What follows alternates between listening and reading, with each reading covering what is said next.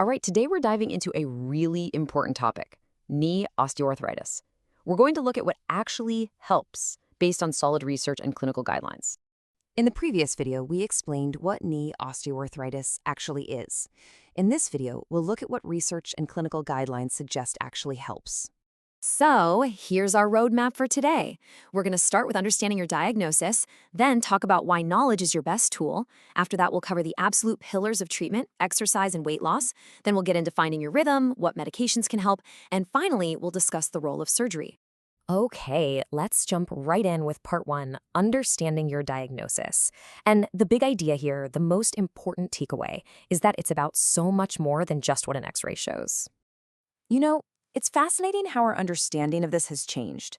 Big health organizations like NICE in the UK are now saying we shouldn't rely so heavily on x-rays.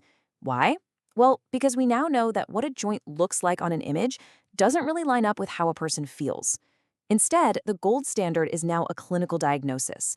It's based on your story. Things like being over 45, having pain that shows up with activity, and that morning stiffness that eases up pretty quickly. This is a much better way to go about it. It's all about you, not just a picture, and it helps avoid a lot of unnecessary worry. So, now that we have a better handle on the diagnosis, let's talk about probably the most powerful thing you have at your disposal, knowledge. This is all about clearing up common myths and setting some realistic goals for yourself. We have got to bust this huge myth of wear and tear. Honestly, it's such an unhelpful phrase. Your joints are not like tires on a car that just get worn out. They're living, breathing tissues that can actually adapt and get stronger. You can see on this table how the thinking has shifted, away from this idea that it's just aging and things get worse, to seeing it as a condition you can actively manage. And that simple shift in perspective, well, it's a total game changer. It takes you out of a place of fear and puts you right into a place of empowerment. And a big part of that empowerment is setting the right expectations. This is so important. Success isn't really about becoming 100% pain-free. It's about getting to a place where pain no longer runs your life.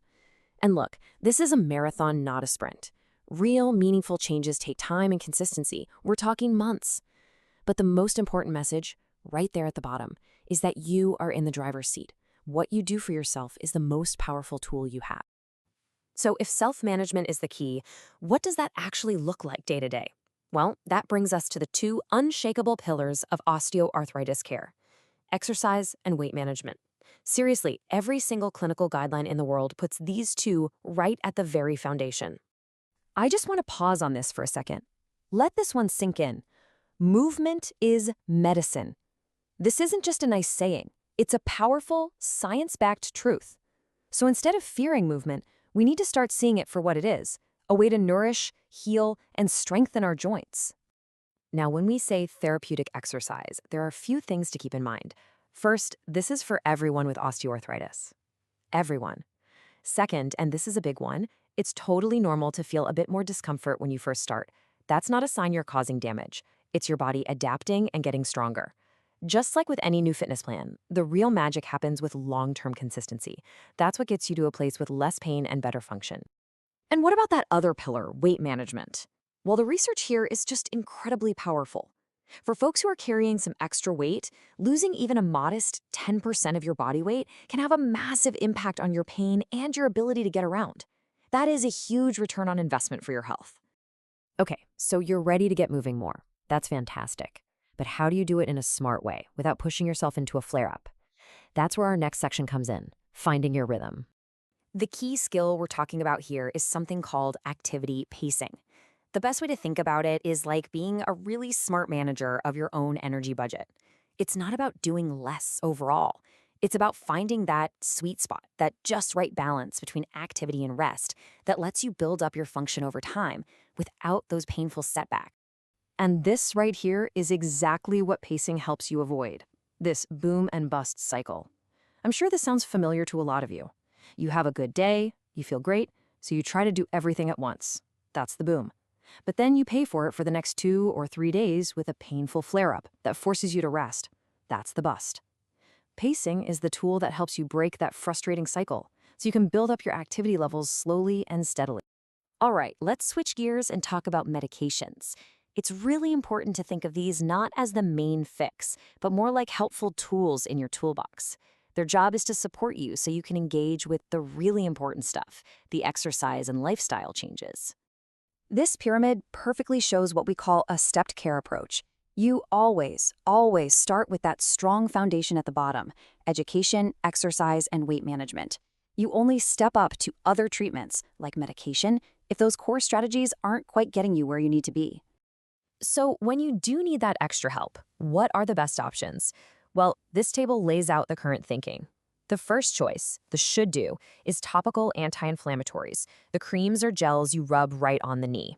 Oral pills are a backup, and they should be used at the lowest dose for the shortest time possible. And what's really important here is what's not recommended anymore for routine use, things like paracetamol and opioids, because the evidence shows the risks often outweigh the benefits. Same goes for glucosamine. And that brings us to our final section: surgery. For the right person at the right time, it can be absolutely life-changing, but it's so important to understand where it fits into the bigger picture. The main thing to get about joint replacement surgery is that it is a powerful tool for when you've truly tried everything else. It's an option for people whose symptoms are severe, whose quality of life is really suffering, and who have already given all those non-surgical approaches we've talked about a really good, consistent try.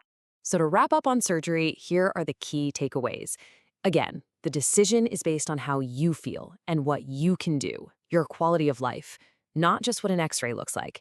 It is never, ever the first step. It's also really important to know that those smaller, clean-out surgeries, you might hear them called arthroscopies, are generally not recommended anymore for simple osteoarthritis, because research has shown they just don't work very well. The ultimate goal of surgery is simple: to improve your quality of life when nothing else has been enough. So, we'll leave you with this question to think about. If there's one single message from all of this, it's that you have so much more influence and control than you might have thought. So what is one small positive step you can take today to start actively managing your joint health?